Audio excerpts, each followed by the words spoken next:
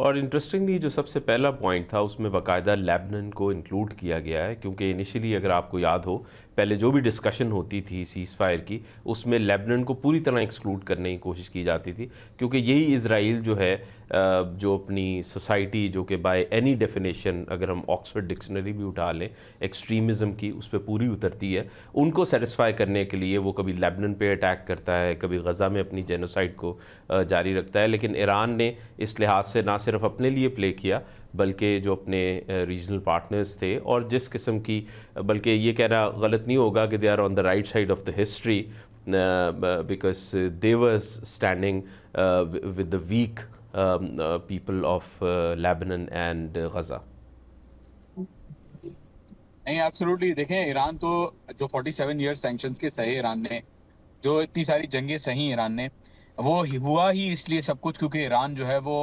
ये जो resistance forces हैं या जो रेजिस्ट मज़ामती गिरोह हैं या जितने भी एलिमेंट्स हैं दुनिया के अंदर उनको सपोर्ट कर रहा था। वरना तो ईरान सुकून से बैठ सकता था हाथ मिला के, इसराइल को वो शक्ल पे या ज़ाहिरी तौर पे बुरा भला कहते और वो आराम से बैठे रहते। लेकिन ईरान ने ऐसा नहीं किया एंड अभी भी आप देखें कि मामला अटका हुआ है। स्विट्जरलैंड जो है उसमें बातचीत अभी तक शुरू नहीं हुई है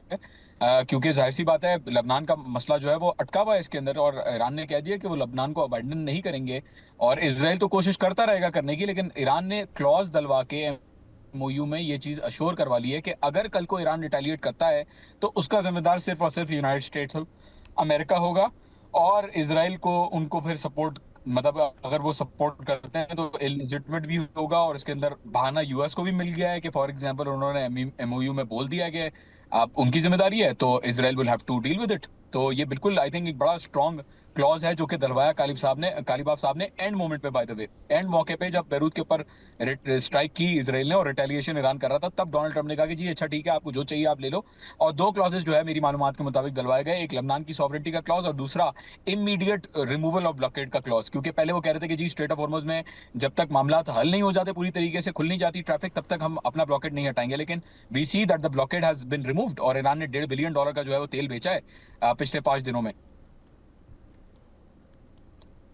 जी जी, एक और आई थिंक क्योंकि मैं इकॉनमी और फाइनेंस को ज़रा फॉलो करता हूँ, I think one of the reasons के president Trump being a transactional president, उन्हें ये बात समझ आना शुरू हो गई कि अगर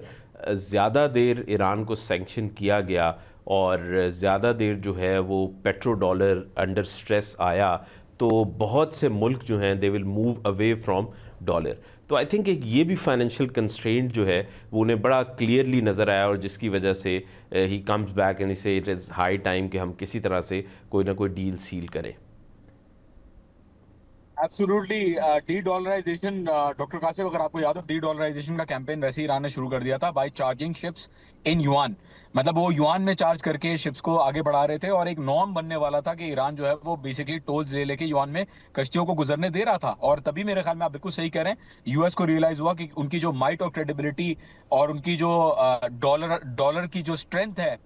वो है ही इस चीज के ऊपर बेस्ड कि यूनाइटेड स्टेट्स को एज अ सुपर पावर देखा जाता है। और जब कंट्रीज युआन के अंदर पेमेंट करना शुरू हो जाए या फॉर एग्जांपल क्रिप्टो करेंसी के अंदर पेमेंट करना शुरू हो जाए तो यूएस की जो डॉलर की स्ट्रेंथ है वो उसकी कोई हैसियत नहीं रहेगी, पेट्रो डॉलर जो है वो गिर जाएगा। एंड ना सिर्फ ये बल्कि उनके जो अपने रिजर्व थे, 4 हफ्ते के रिजर्व ट्रम्प कहता है कि बचे हुए थे यूएस के अंदर स्ट्रेटेजिक रिजर्व, क्योंकि जाहिर है उनकी जो डिमांड है वो 22 मिलियन बैरल पर डे है और उनकी जो प्रोडक्शन है वो 13 मिलियन बैरल पर डे। अगर आप वेनेजुएला को मिलाएं 1 बिलियन बैरल तो वहां तक पहुंचती है। तो absolutely they're under lot of stress. और ट्रम्प ने खुद भी कहा है, उसकी जबान है कि हमारा 4 हफ्ते का तेल बचा हुआ था, रिजर्व बचा हुआ था, हम किस तरीके से इसको आगे गुजारते। तो ईरान, जितने लोग कह रहे थे Iran is over playing their hand, जितने लोग कह रहे थे कि जी ईरान जो है वो फ्लेक्सिबिलिटी नहीं दिखा रहा, आई थिंक उनके लिए भी एक मरहला है कि वो सोचें दोबारा और देखें कि किस तरीके से एक मुल्क जो है बगैर किसी न्यूक्लियर वेपन के, बगैर किसी ऐसी ग्रेट ताकत हुए या सैंक्शंस के अंडर भी